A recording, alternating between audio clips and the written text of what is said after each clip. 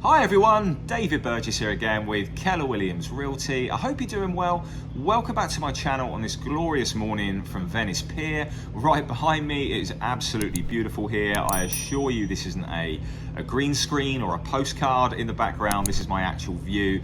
And the reason that I'm here today is I have a walkthrough for a new construction home around about 4 miles away in a couple of hours. So I thought, where else to do a video than this beautiful spot right here. So today's topic is it a bad time to get into a new construction contract? And I'm going to go over 5 homes that I've got issues with right now. And although this doesn't paint the picture of absolutely everything that's going on right now, I am working with many new construction homes that are absolutely fine. I've got 5 homes that are causing a lot of issues and a lot of disappointed buyers. So is it a bad time to get into a new construction contract right now in the summer of 2022?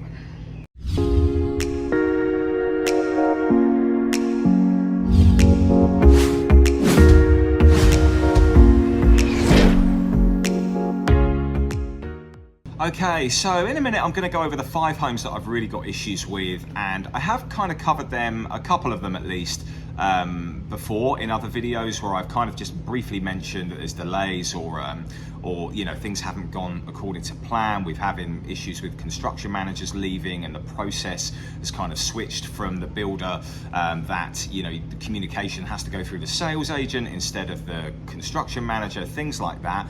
But I'm going to go over them in a little bit more detail. But the short answer to this topic really is yes, it isn't a great time to build a home right now. It is just there's issues with materials mainly, but there is definitely labor problems as well. You know, I have many homes where the materials are just sat there in the garage or they're sat there in the home, things like drywall, where certain builders just cannot seem to find the people to come in and install certain materials, which is causing many problems. So yes, it is a bad time to get into a new construction home. However, I don't think that's going to put a lot of people off. You know, in my experience over the years of selling so many homes, resale and new construction homes, I've seen buyers go above and beyond for a new construction home. I don't know if it's because Florida has that opportunity to build a brand new home and have that blank canvas that you can, you know, customize or pretty much start afresh in a new chapter here of moving to Florida.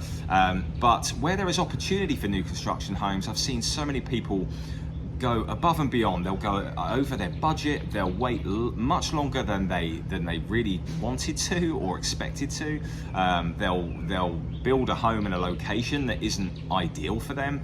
So that has been going on for the last year or two anyway. And I feel like even if I go through these warning signs with you to show you that the disappointment of what is going on with my current buyers, I don't feel like it will put too many people off. But I'm just here to really paint a very true picture of what is going on out there. And although the next homes that I'm going to go over, it is very much doom and gloom. There is a lot of misery. There's a lot of real dejection and anger, frustration from my buyers towards the builder. They don't regret their decision building whatsoever. They love their home. They just want to get in it.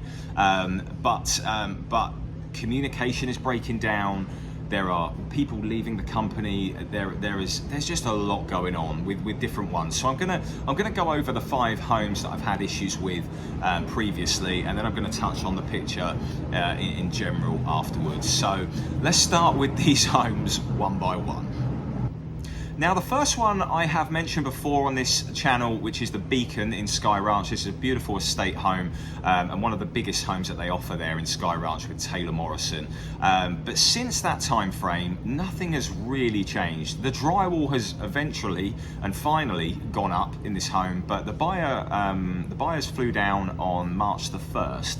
2022 for their pre-drywall meeting, which was delayed by quite some time anyway. And normally with a pre-drywall meeting, The drywall is installed the following week. It's the opportunity for you to see everything behind the walls, where the plumbing is, where the electrical wires are, between the stud work, and really just to kind of go over the footprint of the home, the plans, and to make sure that everything is where it should be. Now, like I said, normally the drywall will go in the following week. That is the whole purpose of the meeting. It's like a halfway stage, and 3 months later, the drywall has only just gone in, and my buyer is at the point now where he is convinced that they are prioritizing the smaller homes in the neighborhood over his, and I have to agree that I think he's absolutely right. I mean, he said, look, from a common sense standpoint, why would they prioritize these 3 homes here that are on this stretch, you know, and not where they're priced higher, yes, their sales prices are higher, but if they can put all of their materials into these homes on this pond here, for example, where all the Anastasias are and the smaller homes are, this is where you have the 40-foot products like the Boca Grande and the Santa Rosa and that kind of thing. If they can close on 10 of them in a month, as opposed to prioritizing 2 or 3 of these big homes, from a financial standpoint, it must help their cash flow a lot more. And he feels that they are really just prioritizing the smaller homes over his, and I have to agree. You know, going back to his home, the roof tiles have sat there on the roof for months. They have just sat there and not gone anywhere, and there's just been little to zero progress. I checked in on it last week. All the cabinets and appliances and things like that have arrived. They're in the garage now, which is encouraging, but we still feel like it could be 3 or 4 months out from here that the home is ready. And he got under contract over a year ago. You're talking about 13 months ago he got under contract for that home. Not good at all. So yeah, that is going on with Taylor Morrison, but I'm working with other Taylor Morrison homes which aren't that far behind whatsoever, but the bigger homes there, it's not looking good. And also, they are now basically saying that you have to go through the sales agent, not the construction manager. You aren't allowed to deal directly with the construction manager. The previous construction manager's already left, so you're basically dealing with the sales agent. It's not great. It really isn't great. So yeah, no progress there on a home which has just, you know, in 13 months has only just got to drywall. Not great. Moving on to the next one, which has only just got to drywall, is with stock signature in this home, the Birchwood. Again, I have touched on this before, but I'm just showing you now the inside of the home. This home is even longer. This one got under contract in February 2021, and we are only just at drywall. Now, what's interesting here is that they have boarded up the front door and one of the back patio doors with plywood, and this is because they cannot source the doors. And I know this with another builder, which I'm going to touch on in a second, where they cannot find or source front doors, which means that they cannot pass inspections, so they have to board them up. Isn't a great look whatsoever. So this one, 16 to 17 months down the road, and we're still probably 3 or 4 months away from this one being complete. If you're in a rush for a nice luxury home, these homes are not going to be built within a year. They're just, I really do feel like if you're not in a rush, it will suit you better. Because if you are in a rush, I just do not recommend getting into a new construction contract right now whatsoever. The third one is here, the A-list with Coulter Homes. These buyers, I feel so sorry for them. Love them to bits. We vigorously checked every 55 plus community back in January 2021, maybe February 2021. We looked all over Tampa down to Sarasota, and they love Crestwind. They absolutely loved it. But this home, along with so many others that are in that community, they've made friends with so many other people in that neighborhood where little to zero progress is being made. Again, the drywall is just sat here, and it has been sat there for a long time. They are waiting now on HVAC ductwork, which they cannot seem to prioritize, they cannot seem to source, and they have front door issues. They cannot get a front door. So until they can source a front door, and until that HVAC ductwork has been sourced and installed, they cannot put the drywall in.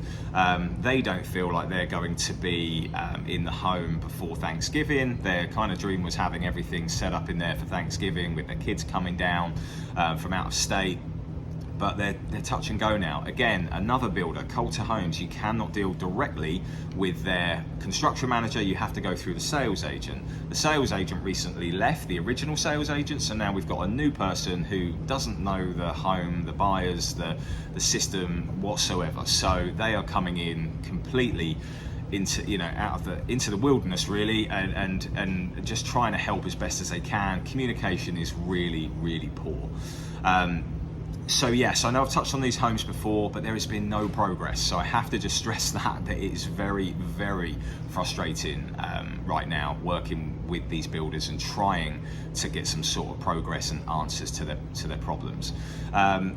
The home number 4 is this one in Del Webb with Pulte Homes, and I've always stuck up for Pulte Homes and Del Webb, but this one was a real catastrophe, to be honest. The slab has just been poured, the block work has gone up. The buyers called me and said the back wall collapsed, so it just collapsed. So this, you know, the wall just fell down. And I was like, oh, this doesn't sound good. So, you know, I met them at the home. The construction manager said to them, don't worry, we've built the wall back up, it's fine now. And then this other wall collapsed. So the wall to the side of the home, to the left of the home, has collapsed. So we've had 2 walls for the same home where the block work has just collapsed. Now, not a good sign. Now they're saying that, you know, a strong storm came through, but every other home seemed to be fine around them, and they said that the concrete hadn't been poured into the block work, which I understand, which it needs to be done, but it's not a good sign to build a block wall. They should not be falling down like that. So I've got some buyers who are very just bemused by 2 block walls of their home collapsing on them. Pulte Del Webb have said that they will get a structural engineer's report out and that they will show that everything is solid from a foundation standpoint, but it doesn't really give you too much peace of mind, does it? That you know, that things have gone according to plan. So that's home number 4, and then this home with MI Homes in Riverview. I know this floor plan very, very well because I've built it previously myself, and I said to the buyer that the one thing I would have changed with this home is I would have moved the AC units from the back of the home to the side of the home. So there I am offering great value and saying to the buyers, look, this is what I would have done. I would have also put a spigot at the back of the home for when you have a pool, so you can fill the pool easier. So they went with these 2 structural changes. And look where MI Homes moved this the AC slab and wiring to. I mean, it's literally like a couple of feet around the corner from where it was going to be anyway. So the buyers have paid a premium to have it moved to the side of the home, and you would think it would be actually in the midpoint of the side of the home, but they moved it just a tiny little bit around the corner, and they weren't happy with it whatsoever. So this is now taking weeks and weeks and weeks to have this moved. This isn't an easy process. It has to go up the chain, it has to get signed off. Of course, the builder are pushing back. I'm having to get involved and advocate for them and say, look, you know, this is an upgrade the buyer has paid for, and you've moved it a couple of feet around the corner, in theory not making a difference whatsoever. The reason you want it to the side of the home is to reduce the noise of the AC units. Moving it a couple of feet around the corner, you may not be able to see them, but you can still hear them. So yeah, they are the five homes that I'm having the most issues with at the moment. So just wanted to kind of go over those in more detail. But moving on from that, it doesn't paint the whole picture. I'm going to go over some more kind of other homes that I'm working with right now that haven't had so many issues. So yeah, it isn't all doom and gloom. I mean, the best 2 closings I've probably had recently was with these guys here in Canoe Creek in Parish with Neil Communities. This home was like the old days. So we did a walkthrough. It was done in a very timely manner. It was absolutely pristine. It was I was shocked. I went in and I was like, whoa, there's just nothing here to really pick apart. It was cosmetically, everything had been taken care of. The construction manager was on top of everything. I was very, very impressed with this closing, and the buyers were so happy. Look at their faces, you can tell that they're very happy with everything. So that was the best one I've had recently. That was a couple of months ago. And then I had this one with David Weekly for the Edinger floor plan at the Isles at Bayview. This, I was actually really impressed with this. Again, you know, the buyers moved from out of state. They inevitably came across a couple of things after they moved in. That happens all the time, and they're within their warranty period, and the construction manager's going to take care of anything they come across. I did their walkthrough for them because they weren't local. They're in Louisiana. They couldn't get here for the first walkthrough or the final walkthrough, but I was really impressed. And I said to them, although I did a FaceTime with them and recorded videos for them, I said, look, I'm going over this home better than I would my own home. You know, I'm going over everything I possibly can, and I was very happy with it, and they were too. So yeah, you know, I thought David Weekly and Neil Communities did very well with their respective homes, but it doesn't mean to say that all of them are going to be like that. I did have a walkthrough with MI Homes for this Grand Sale 3 last week. This is a huge home, 5,500 square feet, absolutely ginormous. So there's a lot to go over. You know, there's and not just on the inside. I think the outside of the home, we did like an hour walkthrough on all of the stucco. There was a lot of cosmetic things on this home. Overall, it looked great, but there was a lot of blue tape going up. Blue tape every single room. You know, multiple kind of touch-ups needed. But I'm back there tomorrow, and we'll see. You know, I've got full faith that MI will take good care of it. But overall, there was a few missing tiles, and the buyers are going to do a lot of other things after they close anyway. So, but overall, that one wasn't too bad. And I did have this first walkthrough with Meritage Homes last week, and I'm back for the final walkthrough of that today. This home wasn't in a great shape. It was okay, but the sod wasn't laid, so there was no grass out on the landscaping. There was no appliances. There was no double oven in there, and they don't even know if they're going to have a double oven in place today. So they're trying to get like a temporary one. In fairness to Meritage, there was a lot of people, a lot of painters in there, a lot of just a lot of contractors working on the home. And this is the frustrating part, is that they prioritize you big time when it comes to closing. Like if you are coming to a closing, they will send people from everywhere to make the home look as best as it possibly can, but it is absolutely rushed, and it is definitely last minute. The buyers are very reasonable people. They understand that these things happen. They really just want to close on the home. But again, they're in an apartment locally, not overly loving apartment living. They just really want to close today and just get moved into the home. So that wasn't the best one with Meritage, but I do think that today the home's going to look a lot better than when we walked it last week. So other than that, I did have a closing last month with Alazio in Esplanade in Palmetto. Rory, the construction manager, did his very best. He's a great guy, but you could tell he's under severe pressure. I mean, the home wasn't great. The buyers were very understanding, but they had a huge punch list. A lot of things weren't done and complete in time. I'm having to check back in with them to see how things are going. From the pool, there was a little issue with like the pool surface and things being at the bottom of the pool. A lot of cosmetic touch-ups needed still. I think there was cabinet replacements needed still. So yeah, it's still going to be very unlikely that you are going to close on a home here and everything work like a dream. You have great customer service. You work with the same construction manager from start to finish. They're very communicative. Everything is in place. There's no replacement parts or anything that needs to be done within the first 30 days of your warranty period.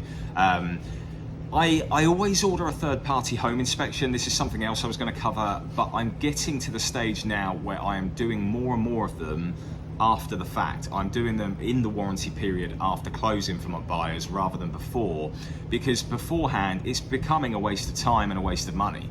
I don't want to be ordering a third-party home inspection when the home isn't complete. It's just completely pointless. I would much rather the buyers move into the home, get settled, and work through their punch list, and then as the home settles, do a walkthrough then. And I wouldn't usually, in usual circumstances, I wouldn't recommend that, but these are very different times. So I may, if you reach out and you want that, then I may just recommend that we do that either a week after closing or 11 months after closing. It's completely up to you, but we'll go through what is best for you.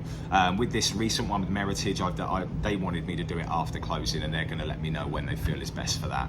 So yeah, that's just something else to think about. But in general, it's not a great time to get into a new construction contract. It really isn't. I'm just trying to paint the most honest picture that I possibly can of what's going on out there.